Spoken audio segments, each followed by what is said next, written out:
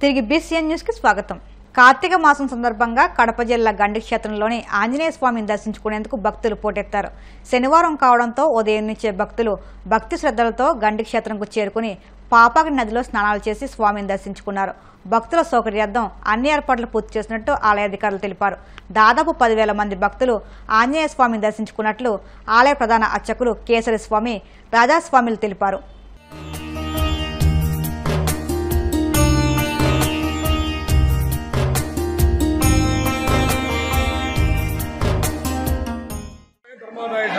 ప్రధాన కేంద్రీయ స్వామి, ఉప ప్రధాన రాజాస్వామి. ఇక్కడ స్వామివారి ఉదయం మేలుకొరకు సుప్రభాత సేవ నుండి సుప్రభాత సేవ తర్వాత స్వామివారి అభిషేకం త్రికాల ఆరాధన, స్వామివారి సర్వదర్శనం మొదలవుతుంది. ఈ కార్తీక మాసం విశేషంగా జనాలు ఈరోజు శనివారం దాదాపు 5,000 నుంచి 10,000 మంది జనాలు వచ్చి ఉన్నారు. పులివెందులకు చెందిన రామ్ సింగ్ అనే వ్యక్తి కూడా దాదాపు 5,000 మందికి ఈరోజు స్వామివారి నిత్యాన్నదానం చేయడం జరుగుతుంది. శివగారి పరిరక్షణలో బాగునీరు కానీ, ప్రసాదాలు కానీ, ఉచిత ప్రసాదం కానీ, లడ్డు ప్రసాదం కానీ ప్రతి ఒక్కటి కూడా సమయంగా జరుగుతున్నది. అనంతపురం జిల్లా తాడిపత్రి నుంచి గల్ఫ్ దేశాలకు వెళ్లే బనానా రైలును MP Ambika Lakshminarayana, collector Vinod Kumar, municipal chairman JC Prabhakar రెడ్డిలు పచ్చజెండా ఊపి ప్రారంభించారు. తాడిపత్రి ప్రాంతంలోని పుట్లూరు, నార్పాల, పప్పూరు, యాడికి మండలాల్లో నాణ్యమైన అరటి లభించడంతో ఇక్కడి నుంచి అరటిని గల్ఫ్ దేశాలకు ఎగుమతి చేయడం గర్వించదగ్గ విషయమన్నారు. కొత్త ఏడాదిలో సినీ పరిశ్రమ ఏపీకి తరలి వస్తుందని సినీ నిర్మాత కంచర్ల అచ్యుతరావు ఆశాభావం వ్యక్తం చేశారు. నిర్మాణ దశలో ఉన్న సినిమాలను సాంకేతిక పరంగా పూర్తి చేయాలంటే తెలంగాణ రాష్ట్రంపై ఆధారపడి వస్తుందని, ఏపీకి సినీ పరిశ్రమ తరలి వస్తే నిర్మాతలకు ఆర్థిక భారం తగ్గుతుందన్నారు. ఇప్పటికే ఈ అంశాన్ని కేంద్ర ప్రభుత్వ దృష్టికి తీసుకెళ్లడం జరిగిందన్నారు. వచ్చే నెలలో కంచర్ల మూవీ విడుదలకు సిద్ధంగా ఉందని తెలిపారు. SSLS క్రియేషన్స్ బ్యానర్ మీద ఆల్రెడీ మనం 8 సినిమాలు ఎట్ ఎ టైం నిర్మించడం జరుగుతుంది. ఇందులో ఆల్రెడీ ఒక సినిమా లాస్ట్ ఇయర్ మనం ఉపేంద్ర గడ్ అడ్డ రిలీజ్ చేయడం జరిగింది. మరి ఆ సినిమా కూడా మంచి నేము వచ్చింది, మనకి క్రియేషన్స్కి వచ్చింది. అలాగే హీరో ఉపేంద్రబాబు యాక్టింగ్ కూడా మంచి మార్క్సే వచ్చాయి. డిసెంబర్ 15వ తేదీన కంచర్ల సినిమా, అది యాక్చువల్గా చాలా ప్రెస్టీజియస్ పిక్చరు, లో బడ్జెట్తో అవుతుందని పిక్చర్ స్టార్ట్ చేసాం. ఒక 8 crores మనం అవుతుందని స్టార్ట్ చేసాం ఆ రోజు. అది లాస్ట్కి 35 crores వరకు ఆ పిక్చర్ వెళ్ళడం జరిగింది. ఇప్పటికే హిట్ టాక్ వచ్చింది. అది ప్రసాద్ ల్యాబ్స్లో పోస్ట్ ప్రొడక్షన్ అవుతుంది ప్రజెంట్. అది రేపు డిసెంబర్ 15 తర్వాత ఆ సినిమా రిలీజ్కి రెడీ చేస్తున్నాము.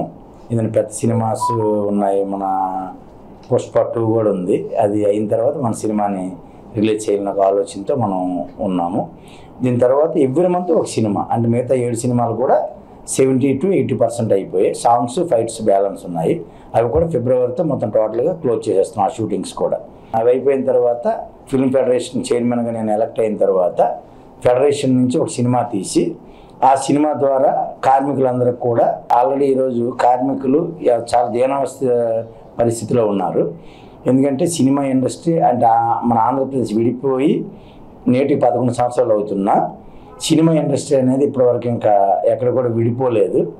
ఏది కావాలనుకున్నా తెలంగాణకి వెళ్ళాల్సిన పరిస్థితి ఏర్పడింది. ఇక తెలంగాణకి వెళ్ళిన తర్వాత ఏమవుతుందంటే రిజిస్ట్రేషన్ దగ్గర నుంచి ఈ ఆర్టిస్టుల దగ్గర నుంచి మొత్తం A to Z అంటే స్టూడియోస్ అన్నీ కూడా హైదరాబాద్లోనే ఉన్నాయి. ఆంధ్రప్రదేశ్ ఎప్పుడైతే సెపరేట్ అవుతుందో అప్పుడు విశాఖపట్నం, విజయవాడ, రాజమండ్రి మెయిన్ సెంటర్స్లో కొన్ని స్టూడియోస్ వస్తాయి. మాలా నిర్మాతలు అందరం కూడా అలా ల్యాండ్స్ ఎక్వైర్ చేసుకుని రెడీగా ఉన్నాం. గవర్నమెంట్ ల్యాండ్స్ ఇచ్చినా ఇవ్వకపోయినా మా ఓన్ ల్యాండ్స్లో ఏమని చెప్పినా మేము స్టూడియోస్ నిర్మించడానికి రెడీగా ఉన్నాము. అప్పుడు ఏమవుతుందంటే ఆంధ్రప్రదేశ్లో కొన్ని లక్షల మంది ఎవరైతే ఈ 24 క్రాఫ్ట్స్లో ఉన్నారో, అంటే 64 కళనే 24 క్రాఫ్ట్స్ అంటాం మనం సినిమా లాంగ్వేజ్లో. మరి 24 క్రాఫ్ట్స్ ఆర్టిస్టులు అందరూ కూడా చాలా నిరుత్సాహంలో ఉన్నారు. వాళ్ళకి ఇళ్ల స్థలాలు ఇప్పటి నుంచి గవర్నమెంట్ ఇస్తామని చెప్పింది. ఏ గవర్నమెంట్ వచ్చినా వాళ్ళ కోరిక అది నెరవేరట్లేదు. మరి సినిమా ఇండస్ట్రీ మన రాష్ట్రానికి వచ్చిన తర్వాత మాత్రమే ఈ రాష్ట్రం ఇవ్వగలుగుతుంది. మన తెలంగాణలో ఉంటే తెలంగాణ ప్రభుత్వం తెలంగాణ వాళ్ళకి ఇచ్చుకుంది, మొన్న ఆంధ్రప్రదేశ్ తాలూకా కార్డు ఎవరుందో వాళ్ళకి ఇవ్వలేదు. మరి ఇలాంటి పరిస్థితుల్లో ఎన్నో ఇబ్బందులు ఉన్నాయి. ఈ సినిమా ఇండస్ట్రీ రావడం వల్ల ఏమవుతుందంటే మాకు నిర్మాతలకు కూడా కొంత విసులుబాటు ఉంటుంది, రాయితీలు వస్తాయి. ఇక థియేటర్స్ కూడా ఇప్పుడు చాలా కష్టంగా ఉంది. అంటే ఒక 2-3 చేతులు థియేటర్స్ అన్నీ కూడా ఉండిపోయాయి. ఆ థియేటర్స్ ఏదైనా పిక్చర్ రిలీజ్ చేయాలంటే ఆ థియేటర్స్ దొరకట్లేదు. ఆంధ్రప్రదేశ్లో ఉండి కోట్లు ఖర్చు పెట్టి ఇక్కడ మన సినిమాలు తీసుకొని మన ఆర్టిస్టులంతా మనం సపోర్ట్ చేసి అన్నీ చేస్తున్నా కానీ మన ఆంధ్రాలో ఉన్న థియేటర్స్ కూడా మన చేతిలో లేకుండా తెలంగాణ వాళ్ళ చేతిలోనే ఉండడం జరిగింది. మరి ఇవన్నీ కూడా చాలా ప్రాబ్లమ్స్ ఉన్నాయి. మరి అవన్నీ చూసుకొని మేము ఫైట్ చేస్తున్నాము. మరి కార్మికులందరూ కూడా ఒక తాటి మీదకి వచ్చారు. రీసెంట్లీ అది ఆల్రెడీ చంద్రబాబు నాయుడు గారికి ఒక వినతి పత్రం ఇచ్చాము, లోకేష్ బాబు గారికి ఇచ్చాము, అలా పవన్ కళ్యాణ్ గారికి కూడా ఆల్రెడీ ఇండస్ట్రీ గురించి ఆయన తెలుసు కాబట్టి ఆయనకు కూడా మేము చెప్పడం జరిగింది. మరి ఏది ఏమైనా కానీ ఎస్ఎస్ఎల్ఎస్ క్రియేషన్స్ ద్వారా మంచి సినిమాలు తీసి కార్మికులు కొన్ని లక్షల మంది కార్మికులకి మేము సేవ చేయాలన్న ఒక నిర్ణయంతో మేము మంచిగా సినిమాలను ప్లాన్ చేసుకున్నాం. మా బ్యానర్ మీద కంటిన్యూటీ పిక్చర్స్ అనేది రావడం అనేది జరుగుతుంది. గ్రామ వార్డు సచివాలయ పరిధిలో ఇంటి స్థలానికి అర్హుల జాబితా తయారు చేయాలని, పేదలకు గ్రామాల్లో 3 సెంట్లు, పట్టణాల్లో 2 సెంట్లు ఇళ్ల స్థలాలు ఇచ్చే వరకు పోరాటం ఆపేది లేదని సిపిఐ జిల్లా కార్యదర్శి గాలిచంద్ర పేర్కొన్నారు. కడపలోని అలంకానపల్లి సచివాలయం వద్ద సిపిఐ ఆందోళన చేపట్టింది. ఈ సందర్భంగా ఆయన మాట్లాడుతూ ప్రభుత్వం ఇచ్చే 1 సెంటు స్థలం పేదల నివాసానికి ఏమాత్రం సరిపోదని సిపిఐ ఆనాడే వైసీ ప్రభుత్వానికి చెప్పినప్పటికీ పట్టించుకోకుండా నాటి ప్రభుత్వం మొండిగా ముందుకెళ్లిందన్నారు. కాకి లెక్కలతో 32 లక్షల మందికి ఇళ్ల పట్టాలు ఇచ్చినప్పటికీ పేదలు ఆ స్థలాల పట్ల సుముఖత చూపలేదన్నారు. పేదలందరికీ పట్టణాలలో 2 సెంట్లు, గ్రామీణ ప్రాంతాల్లో 3 సెంట్లు ఇస్తామని కూటమి ప్రభుత్వం ఎన్నికల్లో ఏదైతే హామీ ఇచ్చిందో ఆ హామీని అమలు చేయండి. వెంటనే అర్హులైనటువంటి పేదలందరి నుంచి అర్జీలు స్వీకరించి వాళ్ళను ఎంక్వైరీ చేసి లబ్ధిదారుల జాబితాను రూపొందించాలని భారత కమ్యూనిస్ట్ పార్టీ ఈ నెల 18 నుంచి 24 వరకు చేపట్టినటువంటి దశలవారీ ఆందోళనలో భాగంగా ఈరోజు కడప నగరంలో ఉన్నటువంటి అలంకానపల్లి సచివాలయం వద్ద ఆందోళన కార్యక్రమాన్ని చేపట్టడం జరుగుతూ ఉంది. దశాబ్దాల తరబడి పేదవాళ్లకు సొంత ఇంటి కళ నెరవేర్చాలనేటువంటిది పేదల యొక్క చిరకాల కాంక్ష. ఆ కాంక్షను నెరవేర్చుకోవడం కోసము ఇవాళ అధికారుల చుట్టూ, అధికార పార్టీ నేతల చుట్టూ కాళ్ళరిగేలా తిరుగుతూ ఉన్నప్పటికీ కూడా నెరవేర్చడంలో పాలక ప్రభుత్వాలు ఎన్నికల హామీకి ఉపయోగపెట్టుకుంటున్నారు తప్ప, ఎన్నికల లబ్ధికి ఉపయోగపెట్టుకుంటున్నారు తప్ప ఆచరణలోకి వచ్చేటప్పటికి ఇప్పటికీ కూడా నెరవేరినటువంటి పరిస్థితి. పోనీ ప్రభుత్వ స్థలాలు లేవా అంటే విలువైనటువంటి ప్రభుత్వ భూములు కళ్ళ ముందరే అన్యాక్రాంతం అవుతా ఉన్నాయి. డీకేటీ మాఫియా ఎక్కడ పడితే అక్కడ ఆక్రమించుకొని అమ్ముకొని సొమ్ము చేసుకుంటా ఉన్నారు. పరిరక్షించాల్సినటువంటి అధికారులే వాళ్ళ కొమ్ము కాస్తా ఉన్నారు. ఏ పార్టీ అధికారంలో ఉంటే ఆ పార్టీ నాయకులు యథేచ్ఛగా భూ కబ్జాలకు పాల్పడతా ఉంటే ఎక్కడా కూడా చర్యలు తీసుకున్నటువంటి దాఖలాలు లేవు. పోనీ ఎవరైనా పేదవాడు పోయి విధి లేక 1 సెంటు జాగాలో గుడిసేసుకుంటే ఆ మేఘాల మీద పోలీసులు, రెవెన్యూ వాళ్ళు పోయి గుడిసె మెరికేసి కేసులు పెట్టి జైల్లో పంపిస్తా ఉన్నారు. పేదవాళ్ళకు ఒక న్యాయం, పెద్దోళ్ళకు ఒక న్యాయం అనేటువంటి పద్ధతిలో అధికారులు, అధికార పార్టీ నేతలు ఆలోచన చేస్తున్నటువంటి నేపథ్యంలో మరి ఇవాళ అర్హులైనటువంటి పేదలందరికీ కూడా ఎన్నికల్లో ఇచ్చినటువంటి వాగ్దానాలు అమలు చేయాలి.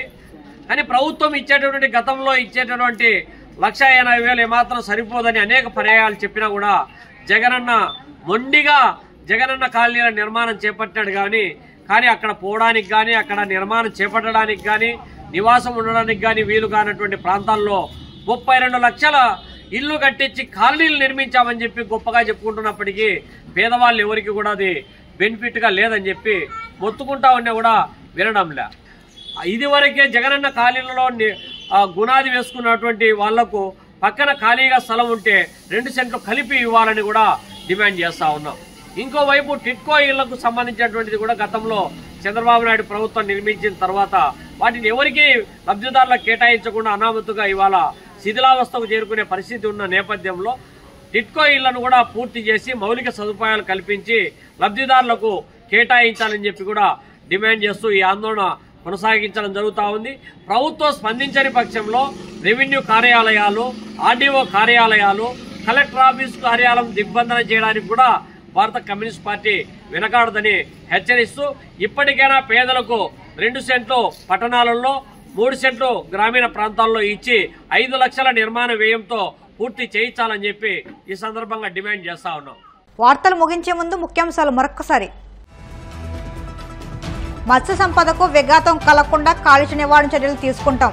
మత్స్యకార ప్రతినిధులతో సమావేశంలో ఉప ముఖ్యమంత్రి పవన్ భరోసా.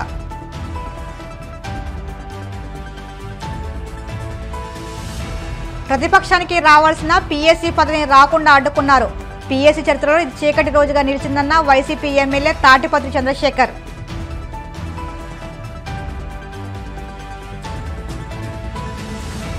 ప్రజల ఆత్మాభిమానాన్ని దెబ్బతీసేలా మాట్లాడడం సరికాదు. మహిళలకు మంత్రి సవిత క్షమాపణలు చెప్పాలని డిమాండ్ చేసిన మాజీ మంత్రి ఉషశ్రీ చరణ్.